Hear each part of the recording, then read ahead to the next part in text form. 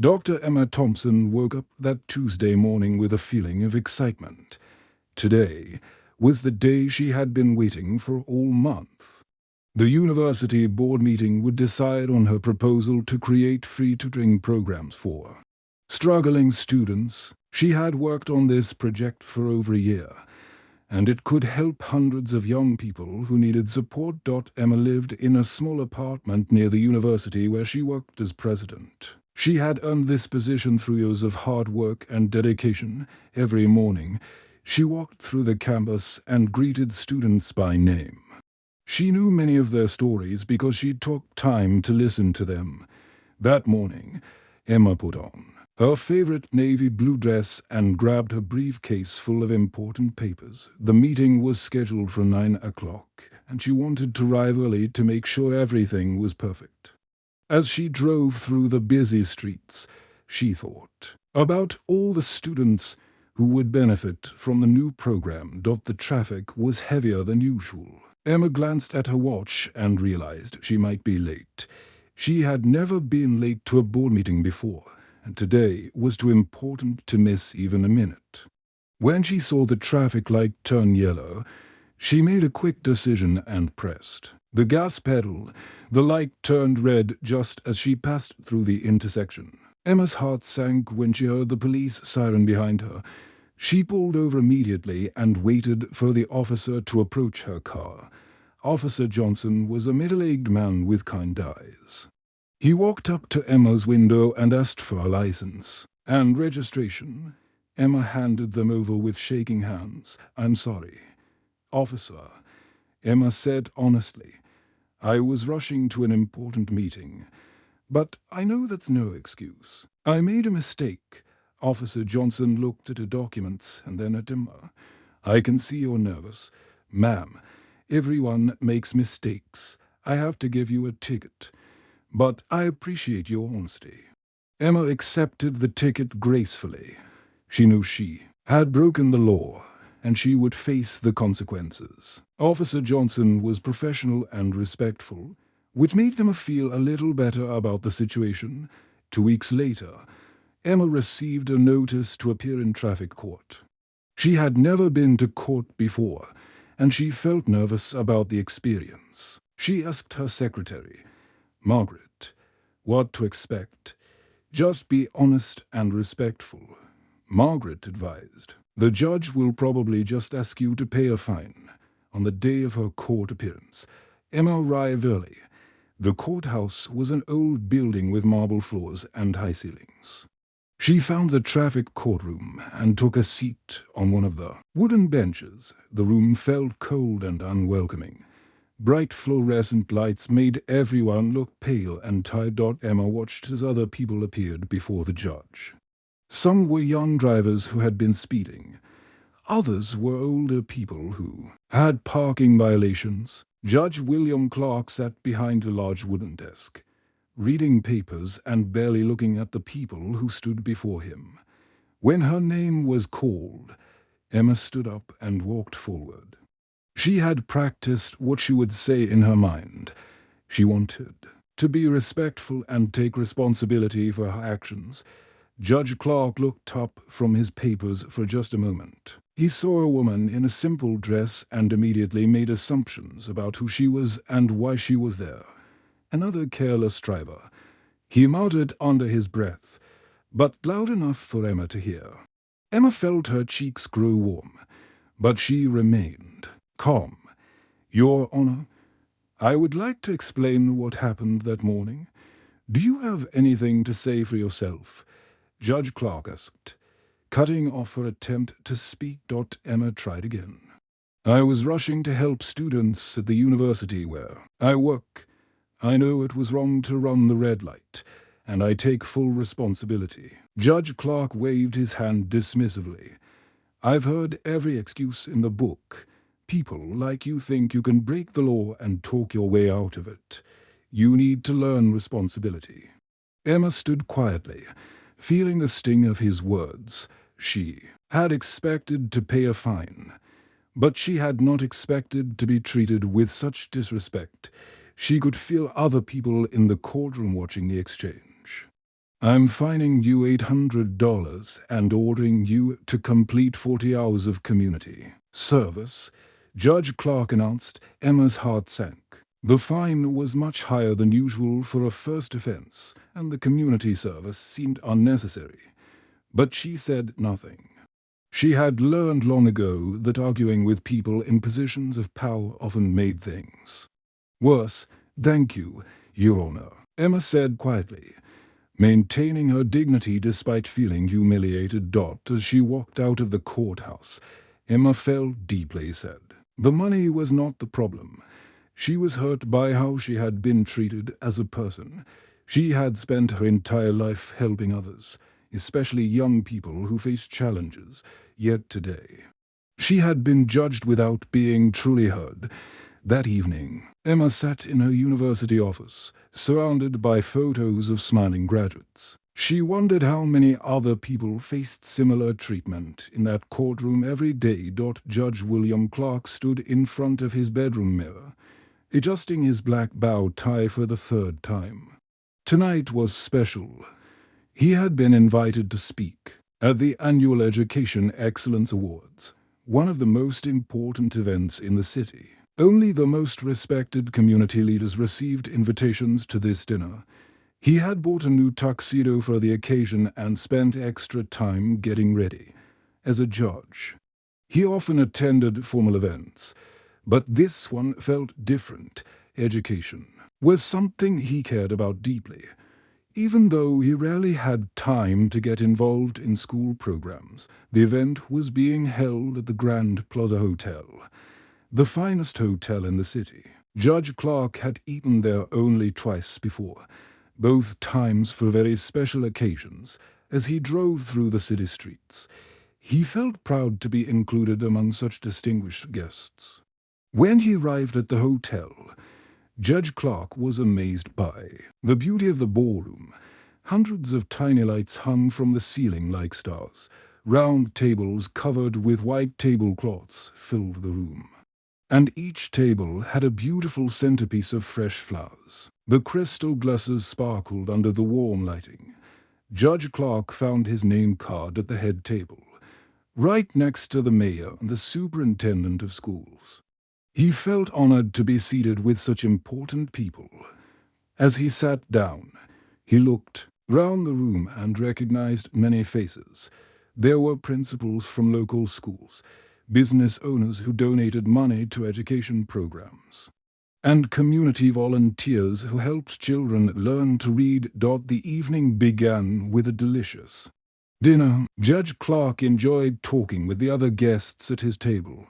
They discussed the challenges facing schools in their city and shared stories about teachers who had made a difference in their lives. The conversation was warm and meaningful, and Judge Clark felt grateful to be part of such an important cause. After dinner, the awards ceremony began. The host, a well-known television news anchor, stepped up to the microphone. She thanked everyone for coming and talked about the importance of recognizing people who dedicate their lives to education. "Tonight, we honor individuals who have transformed lives through learning," she said. "These are people who believe that every child deserves a chance to succeed, regardless of their background or circumstances." The first few awards went to elementary school teachers who had created special programs for struggling students. Judge Clark applauded enthusiastically as each winner walked to the stage. He felt inspired by their dedication and creativity. Then came the moment for the biggest award of the evening. The host smiled widely as she prepared to introduce the final winner. "Ladies and gentlemen," she announced, "please welcome our keynote speaker and this year's recipient of the Lifetime Achievement in Education Award, Dr. Emma Thompson, president of Metropolitan University." Judge Clark had just taken a sip of wine when he heard the name. The liquid went down the wrong way, and he began coughing. His eyes watered as he struggled to catch his breath. The woman walking onto the stage with grace and confidence was the same woman he had treated so harshly in his courtroom that very morning. Emma looked completely different from how she had appeared in court. She wore an elegant black evening gown that showed her dignity and sophistication. Her hair was styled beautifully, and she carried herself with the confidence of someone who was used to speaking in front of large groups. When she smiled at the audience, her whole face lit up with warmth and kindness. "Good evening, everyone," Emma said into the microphone. Her voice was clear and strong, filling the entire ballroom. "I am deeply honored to be here tonight among so many people who care about education and our community's future." As Emma began to speak, Judge Clark learned things about her that made his stomach turn with shame. She talked about growing up in a poor family where both parents worked two jobs just to pay rent. She had been the first person in her family to go to college, working nights as a cleaning lady to pay for her classes during the day. "I remember studying for exams while mopping floors in office buildings," Emma said with a gentle laugh. "I would prop my textbooks against the wall and read while I worked. Education was my way out of poverty, and I promised myself that I would help other people find the same path." The audience listened carefully as Emma described her journey. After college, she became a teacher in the city's most challenging schools. She worked with students who had been told they were not smart enough to succeed. Many of them came from families facing the same struggles she had experienced as a child. "I saw myself in those students," Emma continued. "I knew that with the right support and encouragement, they could achieve anything they set their minds to." Emma went on to explain how she had slowly worked her way up in the education system. She became a principal, then a superintendent, and finally the president of Metropolitan University. Under her leadership, the university had created dozens of programs to help students from poor families get college educations. The host then began reading a list of Emma's achievements. Judge Clark felt secure with each accomplishment. Emma had created scholarship programs that had helped over 2,000 students pay for college. She had started a program that provided free tutoring for children whose parents could not afford extra help.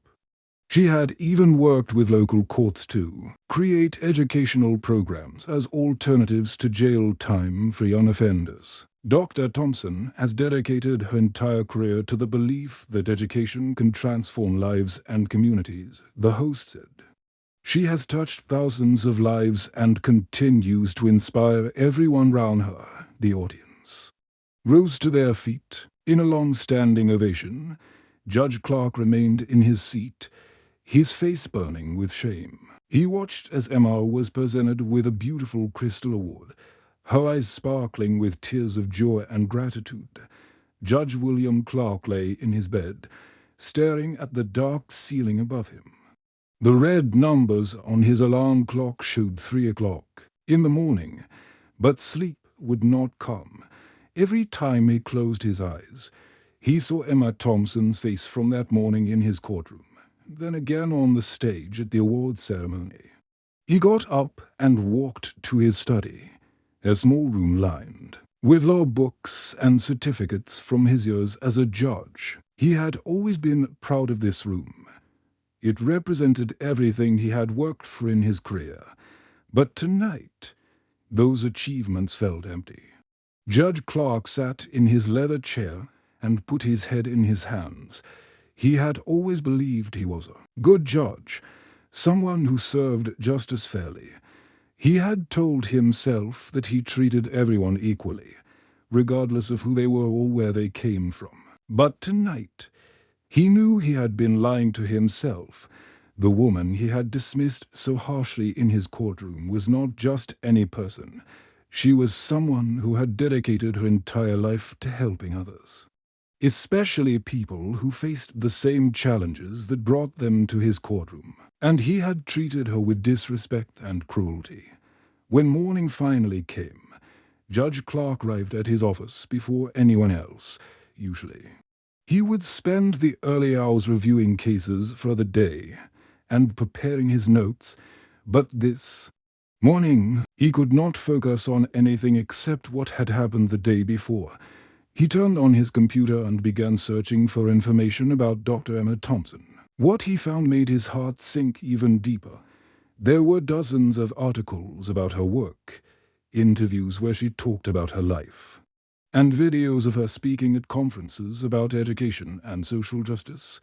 Judge Clark learned that Emma had grown up in the Riverside neighborhood, one of the poorest areas of the city. It was the same neighborhood where many of the people who appeared in his courtroom lived.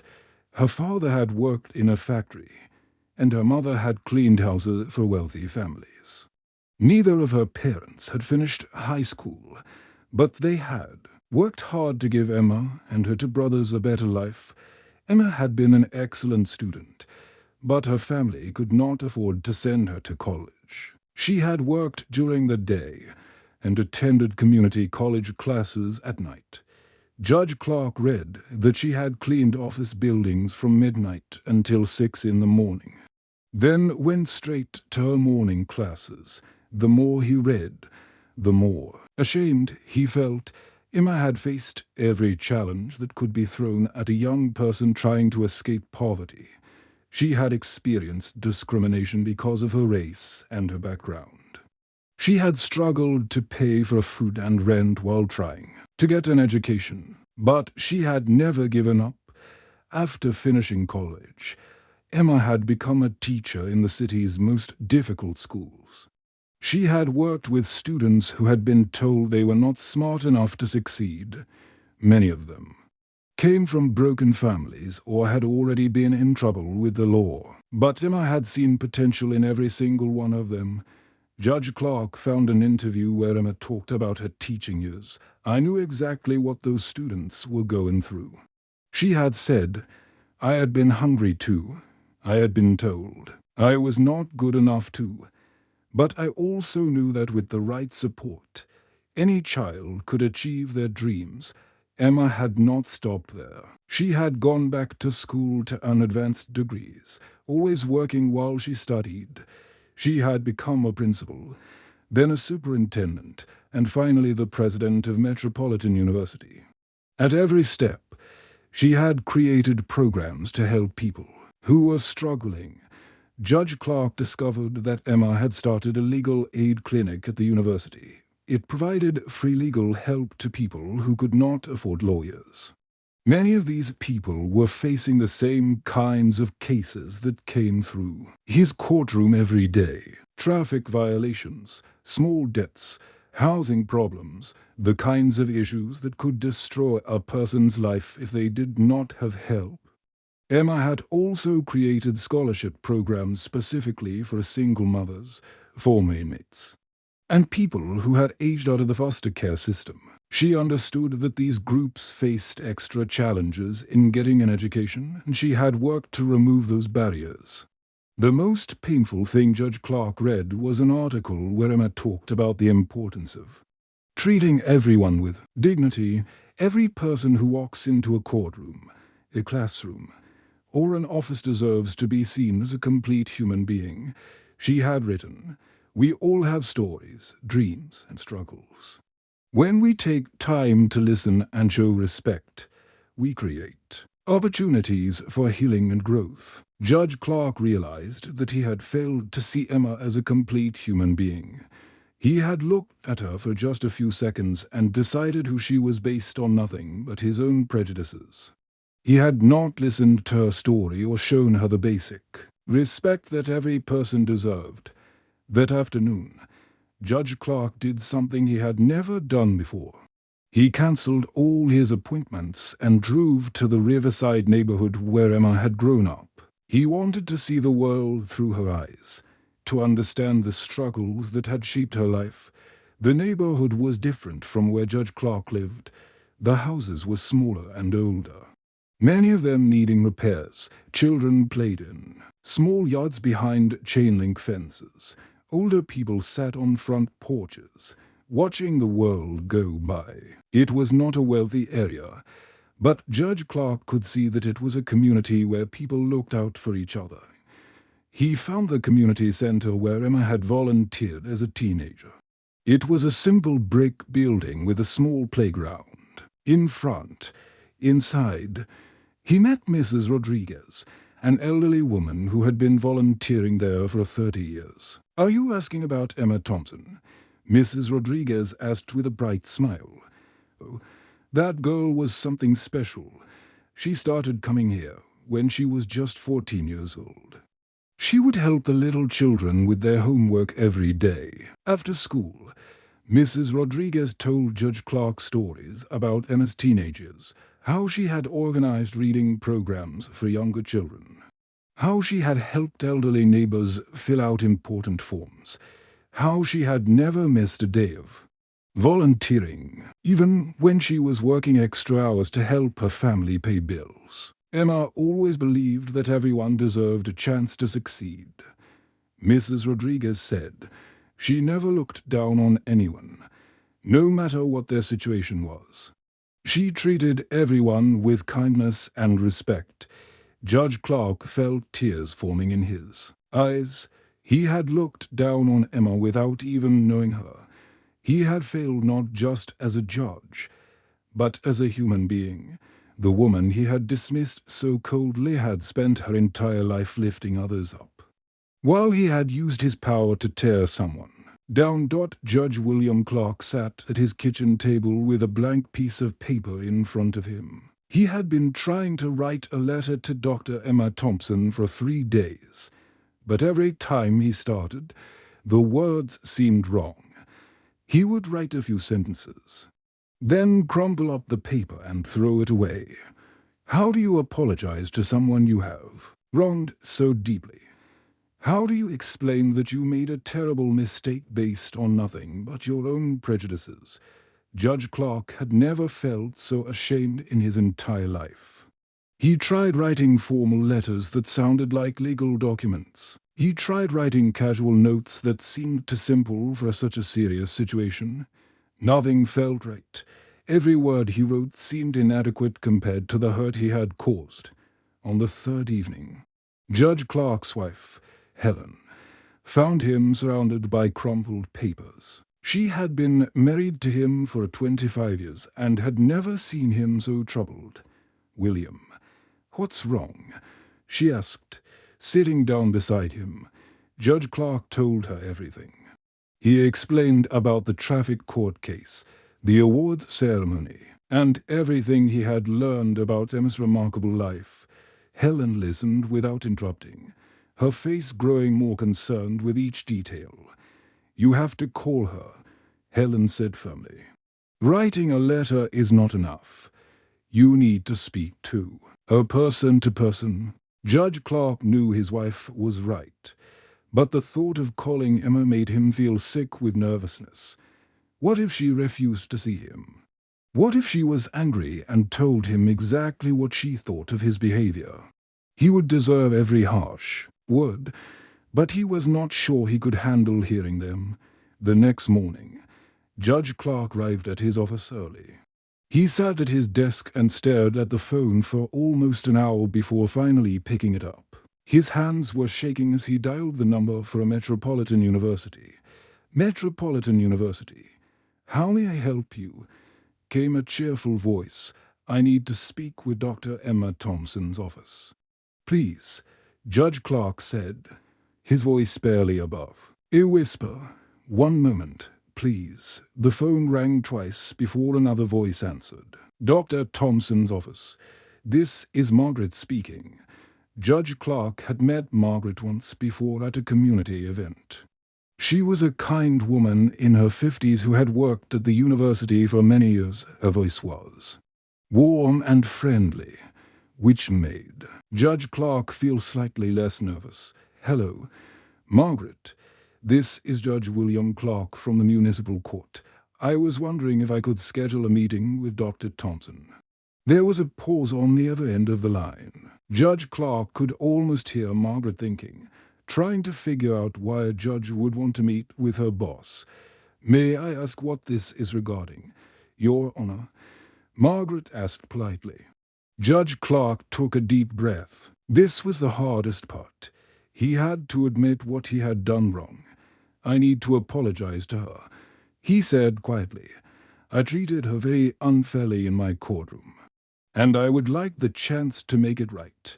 Margaret's voice immediately became softer and more understanding. I see. Let me speak with Dr. Thompson and get back to you. Thank you, Judge Clark said. I know I don't deserve her time, but I would be very grateful if she would see me. After hanging up the phone, Judge Clark could not concentrate on anything else. He tried to review cases for the day's court sessions, but his mind kept wandering. What would Emma say when Margaret told her about his request? Would she agree to meet with him, or would she decide he was not worth her time? 2 hours later, the phone rang. Judge Clark answered it immediately. Your Honor, this is Margaret calling back. Dr. Thompson will see you tomorrow at 3 o'clock in her office at the university.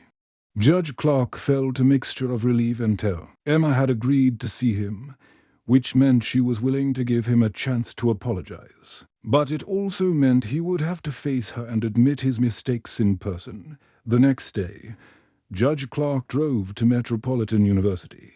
He had lived in the city for 15 years, but he had never visited the campus before. As he parked his car and walked toward the main buildings, he was struck by how beautiful and peaceful the place was. Students of all ages walked along the tree-lined paths. Some were young people fresh out of high school, but others were older adults who had come back to school to change their careers or finish degrees they had started years ago. Judge Clark saw mothers carrying textbooks while pushing strollers, and older men and women studying together on benches under the trees. The diversity of the student body was remarkable. Judge Clark saw people of every race, age, and background. Many of them looked like they were working hard to overcome challenges in their lives. He realized that this was exactly the kind of place Emma would want to create, a place where everyone had a chance to succeed. Emma's office was on the 3rd floor of the administration building. Judge Clark took the elevator up, his heart pounding with each floor. When he reached the 3rd floor, he found her office easily. The door was open, and he could see inside. The office was not fancy, but it was warm and welcoming. The walls were covered with photos of graduating students, many of them wearing caps and gowns and smiling proudly. There were thank you letters from families, certificates of appreciation from community organizations, and awards for various achievements. Emma's desk was neat and organized, but it had personal touches that made it feel like a real person's workspace. There was a small plant in a colorful pot, a photo of Emma with a group of young students, and a coffee mug that said "World's Best Teacher." Judge Clark knocked gently on the door frame. "Come in," came a familiar voice. Emma entered the office from a side door, probably returning from a meeting. She was wearing a simple blue dress and moved with the same quiet dignity that Judge Clark remembered from the courtroom. When she saw him, her expression was calm but serious. "Your Honor," Emma said, gesturing to a chair in front of her desk. "Please, sit down." Judge Clark sat down, his hands folded tightly in his lap. He had practiced what he wanted to say, but now that he was face to face with Emma, all of his prepared words seemed to disappear. "Dr. Thompson," he began, his voice shaking slightly, "I owe you a sincere apology.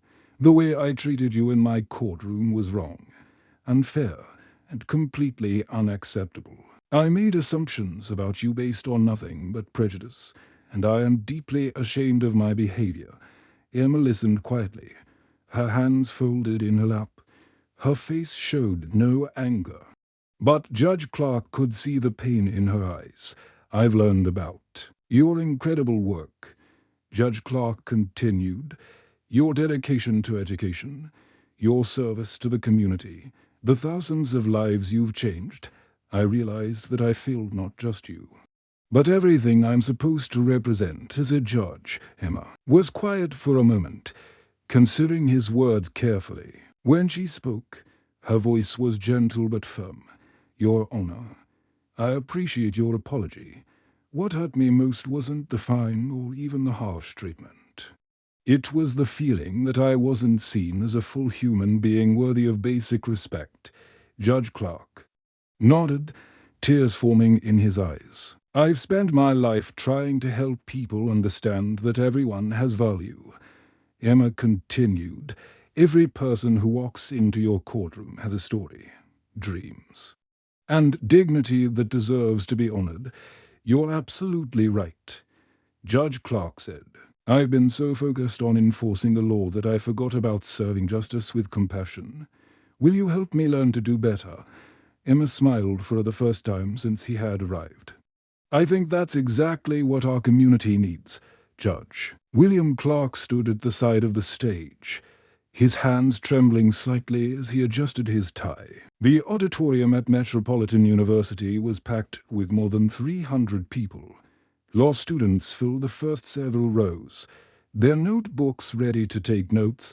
Community leaders, local judges, and concerned citizens filled the remaining seats. Judge Clark had given many speeches during his career, but this one was different. Tonight, he was not speaking as an authority figure or an expert. Tonight, he was speaking as someone who had made a terrible mistake and wanted to share what he had learned. Dr. Emma Thompson stood beside him, offering a reassuring smile. Over the past 3 months, she had become not just his teacher, but his friend. She had shown him patience and kindness that he did not deserve, and together they had created something he never could have imagined. It's time, Emma whispered gently. Judge Clark walked to the podium, his heart pounding. He looked out at the audience and saw faces of all ages and backgrounds. Some were young students just beginning their careers in law. Others were experienced professionals who had worked in the justice system for decades. Good evening, he began, his voice stronger than he felt. I'm here tonight to talk about something that's not easy to discuss. The mistakes we make when we judge people without truly seeing them. The audience became very quiet. Judge Clark could see people leaning forward in their seats, curious about what he was going to say. 3 months ago, I treated someone terribly in my courtroom. Judge Clark continued. I made assumptions based on prejudice and failed to show basic human respect. That person could have chosen anger or revenge. Instead, she chose to help me become better. Judge Clark looked directly at Emma, who was sitting in the front row. She nodded encouragingly, her eyes bright with support. The person I wronged is sitting right here tonight, Judge Clark said. Dr. Emma Thompson, the president of this university, taught me one of the most important lessons of my life. She showed me that true strength comes not from having power over others, but from using whatever power we have to lift people up. Judge Clark then told his story. He spoke about the morning in traffic court when he had dismissed Emma without really listening to her. He described his shock at the awards ceremony when he realized who she really was. He talked about the sleepless nights that followed, and his journey to understand the depth of his mistake. I learned that Dr. Thompson had grown up in poverty, just like many of the people who appear in my courtroom. Judge Clark said, she had faced discrimination and obstacles that I had never experienced. Yet she had dedicated her entire life to helping others overcome those same challenges. The audience listened with complete attention. Some people had tears in their eyes as Judge Clark described his realization and the shame he had felt. Dr. Thompson could have easily refused to see me when I asked for a meeting. Judge Clark continued. She could have told me that I did not deserve her time or forgiveness, but instead, she welcomed me into her office and helped me understand not just what I had done wrong, but how I could do better. Judge Clark paused and looked out at the audience. That conversation changed my life. Dr. Thompson helped me see that every person who walks into my courtroom is a complete human being with hopes, dreams, and dignity. She taught me that true justice requires not just following the law, but showing compassion and respect to every person we encounter. The audience began to applaud, but Judge Clark held up his hand. "I'm not finished," he said. "Dr. Thompson and I didn't just talk about these ideas. We decided to act on them." Emma stood up and joined Judge Clark on the stage. The audience applauded warmly as she approached the microphone. "Thank you, William," Emma said, using his first name to show their friendship. "Over the past 3 months, we have worked together to create something that we believe can make a real difference in our community." Emma explained their new partnership, which they called the Justice and Education Initiative. The program would bring judges, lawyers, court staff, and police officers to the university for training sessions about unconscious bias and community understanding. "We want everyone who works in our justice system to understand the backgrounds and challenges of the people they serve," Emma said. "When we take time to listen and show respect, we can help people solve their problems instead of just punishing them." Judge Clark stepped back to the microphone. "We're also creating something called the Second Chance Scholarship. This program will provide full college tuition for people who have been through the court system and want to rebuild their lives through education." The audience erupted in applause. People stood up, clapping and cheering for several minutes. Judge Clark felt tears of joy in his eyes as he looked out at the enthusiastic crowd. In the months that followed, the changes were remarkable.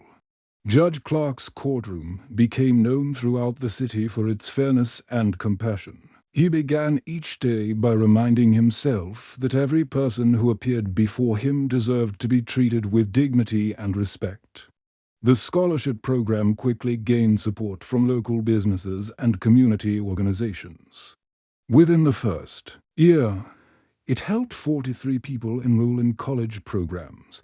Many of them were single mothers who had been struggling to support their families. Others were young men who had made mistakes in their youth and wanted to build better futures. Emma and Judge Clark became frequent speakers at conferences and workshops across the country. They shared their story with other judges, court officials, and community leaders. Many cities began creating similar programs in their own communities. 1 year after their first meeting, Judge Clark was presented with the State Award for Judicial Excellence and Community Service. As he stood at the podium to accept the honor, he looked out at the audience and saw Emma smiling proudly from the front row. "This award doesn't belong to me alone," Judge Clark said. "It belongs to everyone who believes in second chances, in the power of education, and in the possibility that we can all learn to be better." After the ceremony, Emma and Judge Clark walked through the university campus together. Students greeted them warmly, many of them scholarship recipients whose lives had been changed by their partnership, Emma said as they walked past the library. "I never imagined that morning in your courtroom would lead to all of this." Judge Clark smiled. "You taught me that every ending can be a new beginning if we have the courage to make it so." Through the library windows, they could see adult students of all ages studying together, working toward their dreams. Many of them had faced challenges similar to Emma's, and now they had the same opportunity to build better lives. The end.